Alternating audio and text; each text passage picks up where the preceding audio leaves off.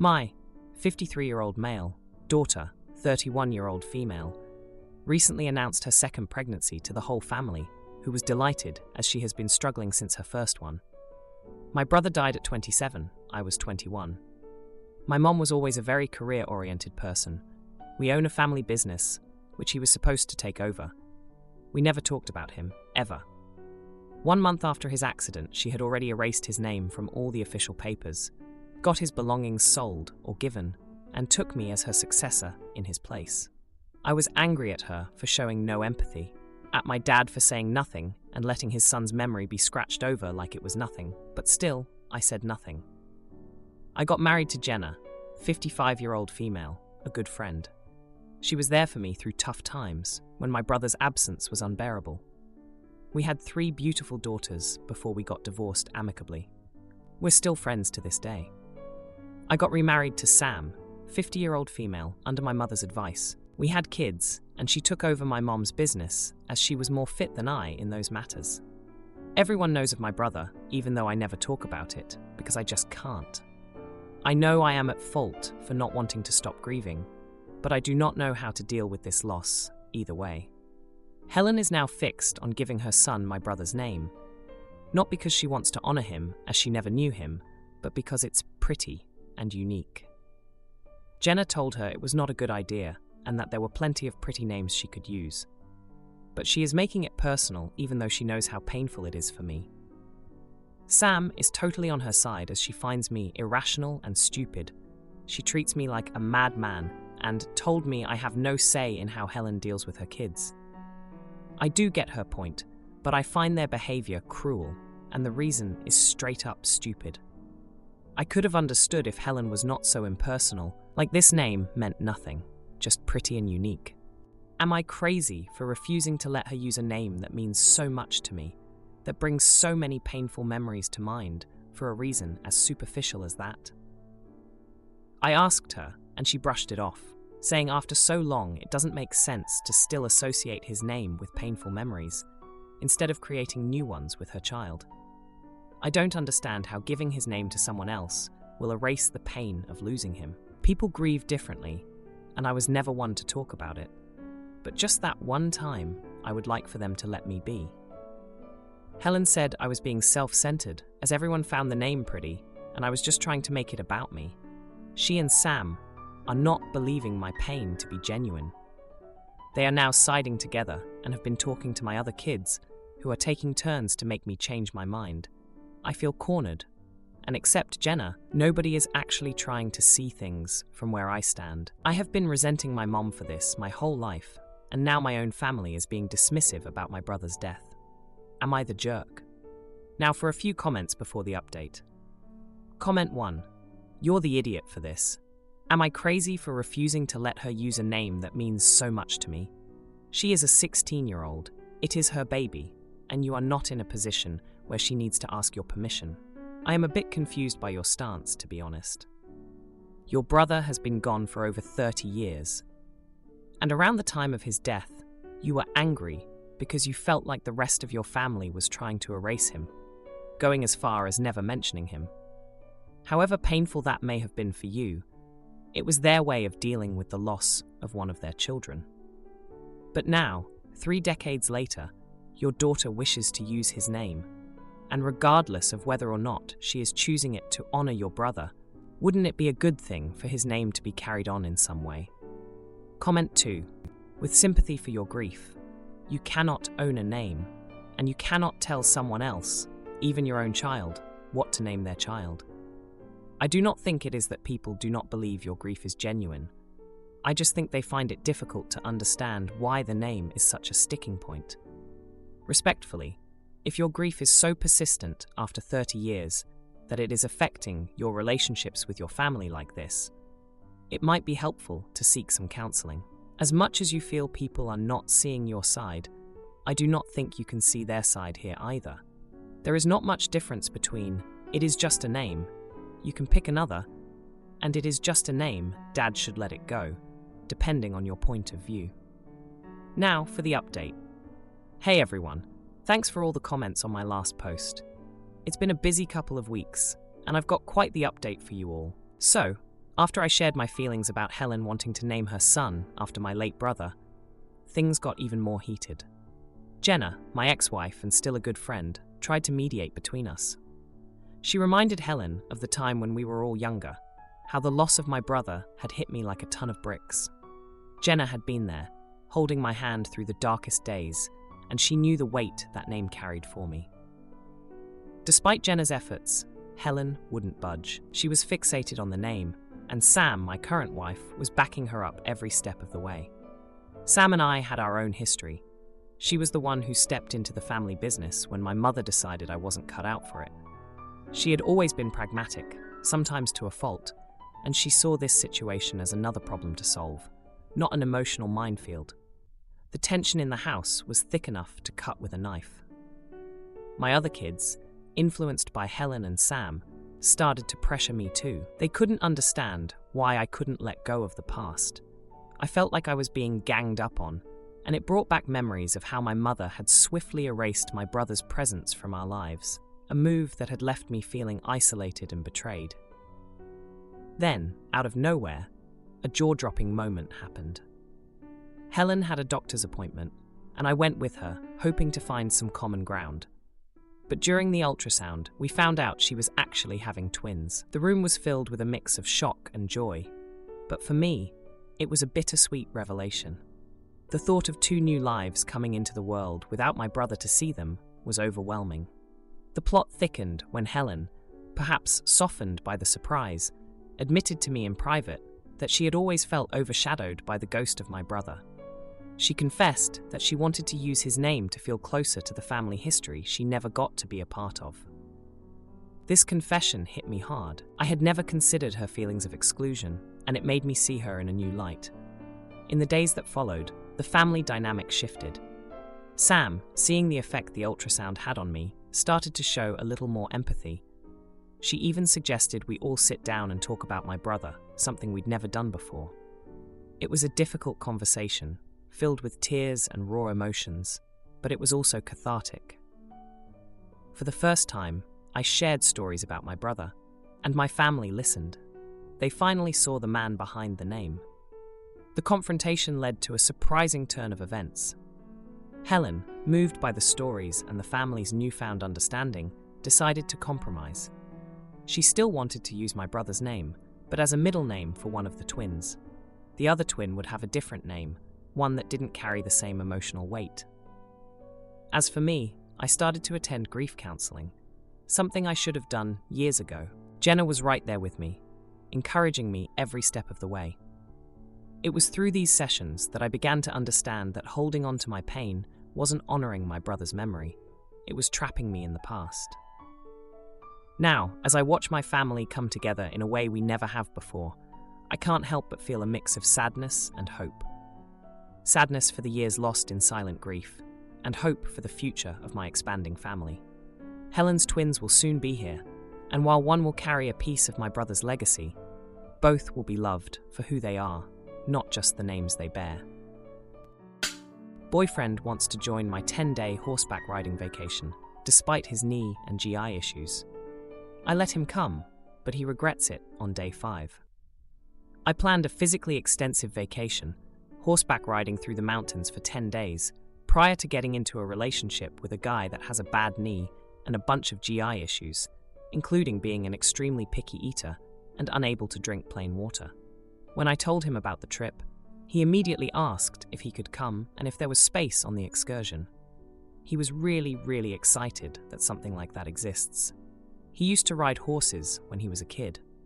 When I pointed out that he will be on horseback for literally 10 days, hasn't even ridden a horse in 12 plus years, will have to eat whatever food they provide and sleep in a rough campsite on top of all these health issues, he said he would just bear it. I told him he should research the trip and maybe go ride a horse locally somewhere. He had no interest in that and instead went to Boot Barn and started buying cowboy clothing. His knee issues are significant. If something happened, he could really injure himself further, and he is on state health insurance. It's not great care. He kept talking like he really could do this trip. He cannot even walk more than a mile or two and cannot go hiking. How could he possibly ride on horseback through the mountains for 10 days? I literally turned into his medical assistant for physical work and his GI issues. His lack of concern and inability to think realistically struck me. If I go even a year without riding a horse, even just 6 months, then I am in serious pain after 2 hours of riding. This would be 10 whole days. Not to mention the GI issues. He has sporadic GI issues that cripple him for hours. So the thought of 10 days of me having to worry about him likely have to help him out a lot. And the risk was real that he may not be able to even finish the trip at all, had me really start to dread the trip. I ended up having to tell him that I really want to just do this trip solo, as I originally planned it. I am a professional rider, and I want to get the most out of this trip. He's mad at me and will not acknowledge his physical impairments. Aita? The water thing. He is physically able to drink water. He says it worsens his heartburn, and that's why he needs to drink soda, chocolate milk, and flavored water. He also cannot eat, normally. I've only ever seen him eat chicken fingers, plain cheeseburger, just bun plus patty, mildly spiced Thai curry, pizza, Kraft mac and cheese, and other packaged foods. He says he cannot eat vegetables. I have never seen him eat a vegetable, with the exception of the ones in the Thai curry. This alone is almost reason for me to not want to go with him. They don't have a kids menu. There will be a chef making food, and you don't get to make requests. Now, for a few comments before the update. Comment 1. Is this why I'm perpetually single? It sounds painful for both of you. Are there exit points during the ride? Maybe he can join in the beginning, when it's not so bad, and leave when it's getting tough on him. Since no plain water, will muddy water strained through someone's underwear and boiled be acceptable? Just watched Bear Grylls and have been traumatized. Comment 2. Unable to drink plain water? What? Anyway, definitely not the idiot. He's in denial. Shitty, pun, situation, but you are not being unreasonable. I don't have any good advice. It's going to be really hard for him to admit he can't do what he used to. But you're 100% right that it will be way worse for everyone if he realizes that while on the trip. Good luck. Now, for the update. Hey Reddit, it's been 2 weeks since I last posted about my boyfriend wanting to join my horseback riding trip despite his bad knee and GI issues. You guys gave me a lot to think about, and a lot has happened since then. So here's the update you've been waiting for. First off, let me give you a bit of background on my boyfriend's knee. He injured it playing high school football, and it never really healed right. He's always been a bit stubborn about it, insisting he can handle more than he should. That's part of why I was so worried about him coming on the trip. I didn't want to see him hurt himself even more. After I told him I wanted to go solo, things got pretty tense between us. He was hurt and felt like I didn't believe in him.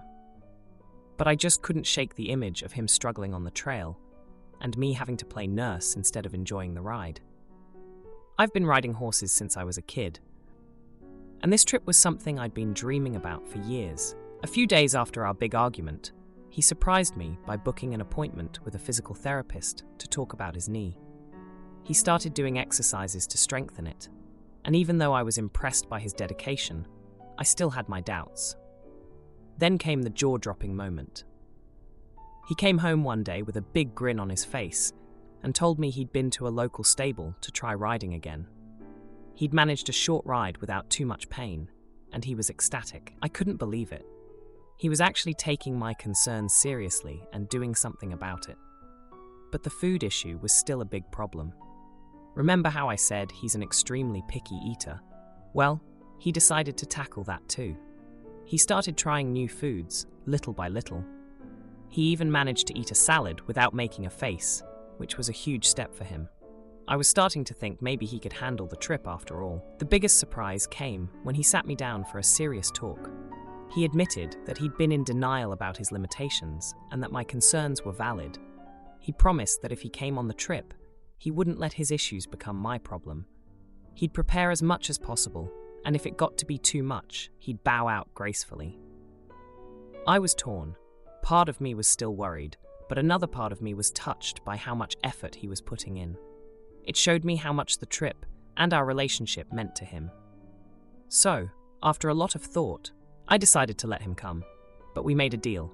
We'd take it day by day, and at the first sign of trouble, he'd stop. No arguments, no guilt. The trip started off better than I could have hoped.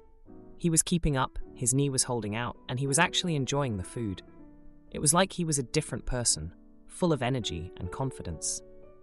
And I was loving every minute of the ride, just like I'd hoped. But then, on day 5, it happened. His knee started acting up, and he was in a lot of pain. True to his word, he told me he was going to stop. I could see how hard it was for him to admit it, but he didn't want to hold me back. I was ready to call it quits too, to be with him, but he wouldn't hear of it. He insisted I finish the trip while he headed back to the starting point. He said he'd be fine, and he'd wait for me there. Those last 5 days were bittersweet. I was having the time of my life, but I missed him. When I finally rode back into camp, there he was, waiting for me, with a huge smile and open arms. He'd arranged a little surprise celebration for my return, with all the foods he'd learned to eat over the past weeks. I always pay for family dinners because they're poor. But during holiday dinner, I found out they invited entire extended family and neighbors and expect me to pay for an expensive meal. I left some money on the table and stormed out of the restaurant. Some backstory. I'm pretty successful, especially in comparison to my family. I also travel quite a bit for work. When I do come into town, I try and meet everyone and usually go out to a few dinners. Because of the income disparity, I almost always pay for my family. Sometimes I splurge and take them out to a really nice place, but usually it's just Outback or something. I do let them pay every once in a while when it's a quick, cheap meal, so they don't feel bad. I have no issue with this, and love helping my family. I handle family vacation, bought mom a car, etc., so I feel like I'm very generous with them. I was coming back into town for the holidays, but couldn't stay long this time. My mom said everyone wanted to see me and planned a dinner. After I got into town, I had a text from my mom from a few hours earlier, no signal on plane, to meet at a really high-end steakhouse. I was a bit uneasy about it because I always initiate more expensive meals but rolled with it. I show up at the restaurant to find a huge party. My mom, stepdad, grandparents, cousins, neighbors, etc. Usually our family dinners are 6 people roughly. I don't have much family and very few I'm close to. This was almost 20 people. I didn't think much of it and ordered dinner. Then the neighbor of my grandmother, whom I've only ever waved to, offered a toast to me for being so generous and taking everyone out to dinner. I looked at my mom, who was beet red. Appetizers came out at this exact moment. I had assumed some version of a Dutch meal since so many people were there. I immediately said, "I'm not paying for dinner." I quickly looked around. Everyone had drinks. They ordered a ton of appetizers, and everyone had steaks. This place's steaks are all $80 to $250 per person. Quick math said this was going to be a $4,000 dinner easily. I got up, threw a $100 bill on the table, and left. My phone was blowing up. I turned it off and went to bed and left the next day without saying bye. I didn't handle it well, but actually felt used. I also told my mother I would stop sending her a monthly allowance going forward. Update. So my mom has been begging me to call her. I figured I'd let it go and called her back. I apologized for storming out and assumed she would apologize too and we could move forward. Nope. I was called selfish, greedy, disrespectful, and mean. I asked how they could call me greedy and selfish after everything I've done for everyone. She said I didn't do that much and could do more. To be clear, I've bought her 2 cars now, helped remodel a bathroom, replaced their roof, new appliances, and paid for 5 to 6 family vacations. This is on top of a legion of other things. I got so mad I went scorched earth and told her that nobody would be receiving any more help if they weren't appreciative going forward. I called AT&T and cancelled the 6 lines I was paying for everyone, cancelled the internet I was paying for, changed passwords on the foyer, or cancelled all my streaming accounts, kicked their cars off AAA, kicked her off my insurance, car, and cancelled the credit card I'd given her. No more free rides. Update 2. Since everyone has been asking, here are the updates. Nothing major. So after I left, my niece, who was not there so third hand here, said everyone was in shock. They tried to cancel dinner, but the appetizers and drinks had already come, so they split a $700 bill and left. Mom's been calling. I'm avoiding her calls now. Her voicemails are each meaner than the last, so I just delete them now. I told her I wanted time for us all to calm down, and I'll talk to her next month. I was uninvited from a cousin's wedding I barely know. They didn't want drama, but let it be known that they would like the present. That conversation could spark off a whole other "Am I the idiot?" thread. They were deciding where the family vacation will be this summer previously. That horse is dead now. I visited with my niece, and she told me that there is zero remorse or understanding. It is basically an accepted consensus that I'm a greedy, mean monster. So nothing juicy. I'll update if anything major happens. But I think this is status quo for quite a while. Now for a few comments before the update. Comment 1. Your family invited your neighbors. Do you even know these people? Wait, it doesn't even matter. And everybody had drinks and appetizers and steak. Oh no.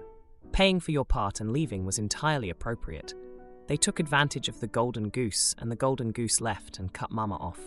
Not the idiot. Comment 2. Not the idiot. Okay, you stormed out of the restaurant and embarrassed them, which your mother deserved if she told everyone the meal was on you. But didn't anyone see how hurt you must have been to be treated like this? Did anyone reach out and apologize? I really feel for you. It's not about the money, it's about respect. Now, for the update. Hey Reddit, it's been a chaotic week since my last post, and boy do I have some updates for you. Buckle up, because this family drama just took a turn for the absurd. Let's rewind a bit for context. I've always been the one with a bit more financial stability in my family, and I've never hesitated to share that with them. From family vacations to monthly allowances, I've done what I can to help out. But as you know, things went south when I was unexpectedly saddled with a massive dinner bill for nearly 20 people at a high-end steakhouse. Now, on to the new developments. After I cut off the financial support, I thought things would simmer down, but I was wrong. My mom's been relentless, trying to reach me. I finally caved and called her back, expecting some sort of reconciliation. Instead, I was met with a barrage of accusations and name-calling. It was like talking to a stranger, not the woman who raised me. In the heat of the moment, I went nuclear. I cancelled everything I was paying for. Phone lines, internet, streaming services, insurance, you name it. It felt like a line had been crossed, and there was no going back. But here's where it gets even more twisted. My stepdad, who's always been a quiet guy, decided to chime in. He sent me a text, not to apologize, but to inform me that the car I bought for my mom was actually for him. He claimed he needed it for work and that I had no right to take it away. I was floored. I had no idea he was using the car, let alone that he felt entitled to it. The fallout didn't stop there. My grandparents, who I thought would stay neutral, called to express their disappointment in me. They said I was breaking the family apart over money. It was a gut punch, especially since I've always looked up to them. And just when I thought I'd heard it all, my cousin, the one who uninvited me from their wedding, had the audacity to send me a registry link. No apology, no invitation, just a not-so-subtle hint that they still expected a gift. The nerve of some people. But wait, there's more. Remember the neighbor I barely knew? The one who toasted to my generosity at the steakhouse? Well, they had the gall to send me a bill for their share of the dinner. Apparently, they thought I should still cover it since I ruined the evening by leaving. I couldn't believe the entitlement. Amidst all this chaos, there was one small glimmer of hope. My niece, the same one who filled me in on the aftermath of the dinner, reached out. She's been the only one to show any understanding.